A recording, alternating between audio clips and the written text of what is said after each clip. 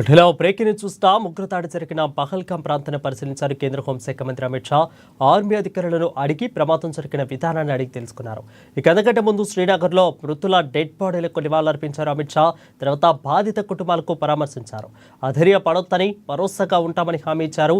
ఉగ్రవాదులను ఎట్టి పరిస్థితులను వదిలిపెట్టబోమని అన్నారు అమిత్ షా.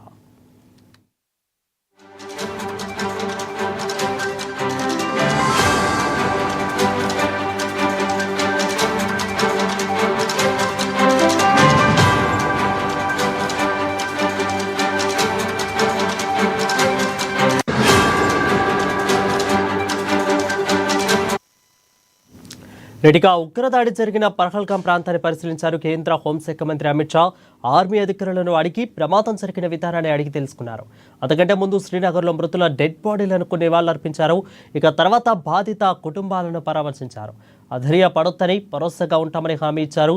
ఉగ్రవాదులను ఎట్టి పరిస్థితులను కూడా వదిలిపెట్టబోమని అన్నారు అమిత్ షా.